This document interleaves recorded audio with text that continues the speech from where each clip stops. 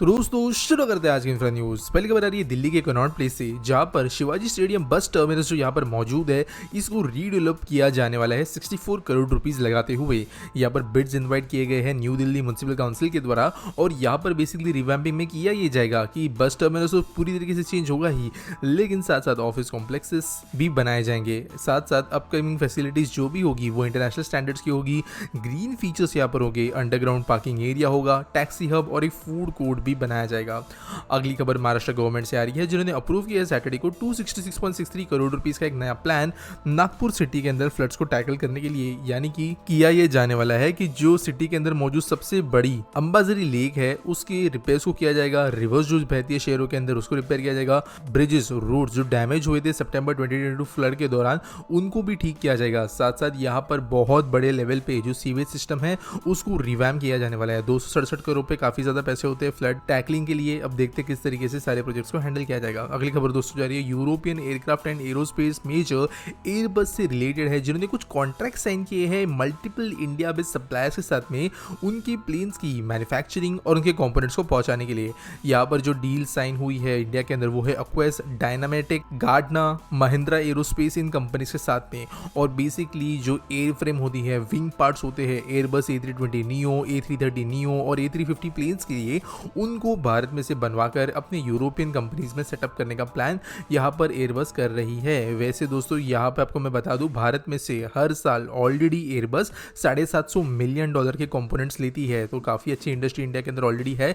लेकिन airline industry या airline manufacturing multi billion dollar industry तो अभी भी बहुत छोटा हिस्सा इंडिया में बनता है, लेकिन धीरे धीरे वॉल्यूम्स जो है देश के अंदर बनने वाले पार्ट्स के और वैरायटी भी जो है वो बढ़ते जा रही है, एयरबस हो या बोइंग। अगली खबर दोस्तों जा रही है वो है अंजनी खड़ ब्रिज से रिलेटेड, जो देश का पहला केबल स्टेड रेलवे ब्रिज है और ये अपने कंप्लीशन के बहुत पास आ गया है। वैसे इसका जो फिजिकल स्ट्रक्चर है मेन वाला वो कंप्लीट हो चुका था, यहाँ पर अभी ट्रैक लिंक का काम जल्दी शुरू हो जाएगा, ऐसे रेलवे के द्वारा कहा गया है। सोर्सेस के हिसाब से अगर कहे तो बहुत ही कम समय है इस लाइन को कंप्लीट होने के लिए। जो main Udhampur Srinagar Baramulla rail link होगी उसके बीच में ये इंजीनियरिंग वावल है, और जम्मू कश्मीर की कनेक्टिविटी को देश के साथ में जोड़ने के लिए ये बहुत ज्यादा जरूरी एक प्रोजेक्ट है।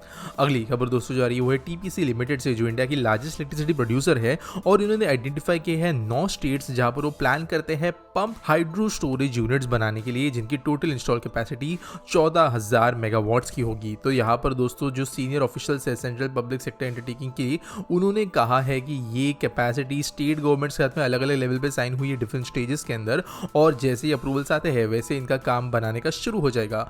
वहाँ पर वैसे सेंट्रल गवर्नमेंट ने इससे ज़्यादातर प्रोजेक्ट्स को सजेस्ट किया है, गुजरात, हिमाचल प्रदेश, मेघालय, छत्तीसगढ़ और यूपी, इन स्टेट्स के अंदर यहाँ पे गवर्नमेंट काम कर ही रही है। साथ साथ आइडेंटिफिकेशन के हिसाब से बात करें तो एनटीपीसी ने महाराष्ट्र, आंध्र प्रदेश, तमिलनाडु और कर्नाटका इन स्टेट्स को भी आइडेंटिफाई किया है, जहां पर इन प्लांट्स को बनाने के लिए स्टेट गवर्नमेंट के साथ में मिलकर काम किया जाएगा।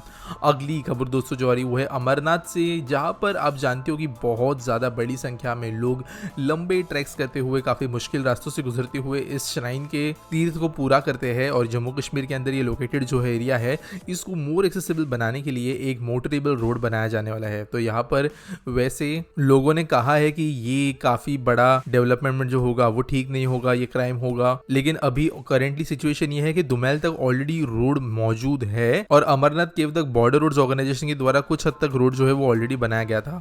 ये रोड को भी अभी ठीक से बनाने की बात यहाँ पे चल रही है, जिसकी वजह से जो तीर्थ क्षेत्र में पहुंचने वाले यात्री है उनको ज़्यादा कंफर्टेबल और एक्सेसिबल हो जाएगा यहाँ तक पहुंचने के लिए।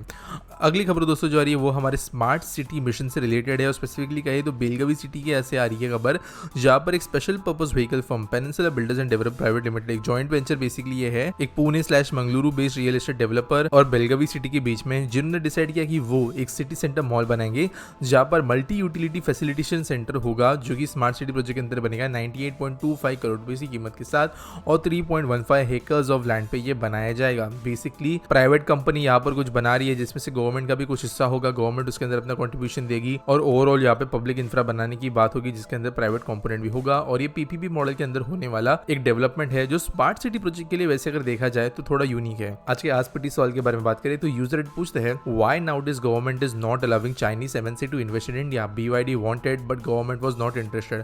तो देखो यार, ये कुछ ज्यादा एकदम समझने वाली बात नहीं है। BYD हो गई या कोई भी दूसरी चाइनीज कंपनीज हो गई, जब भी वो चाहे इंडिया हो या कहीं और दूसरा भी देश हो जिनसे उनकी कोई दुश्मनी नहीं है, वहाँ पर बहुत ही ज़्यादा प्रेफुल टैक्टिक्स का इस्तेमाल करते हैं। अब इसका मतलब क्या है, generally Chinese companies heavily subsidised होती है उनके गवर्नमेंट से, स्पेशली जब वो दूसरे मार्केट के अंदर एंटर करती है तब।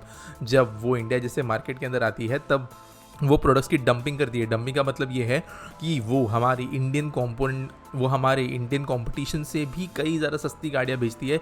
इसलिए नहीं क्योंकि वो सस्ता बना पा रहे, इसलिए क्योंकि उनकी गवर्नमेंट उनको सस्ती गाड़ियाँ बेचने के लिए सब्सिडी दे रही है। बाद में होता यह है कि जब उनके इस बिहेवियर की वजह से दूसरा कंपटीशन ख़त्म हो जाता है, मोनोपोली बन जाती है, तब वो जाकर अपना प्राइस बढ़ाते हैं। दूसरा ये किया जाता है कि हॉस्टाइल टेक ओवर करने की कोशिश की जाती है इंडियन कंपनीज़ को।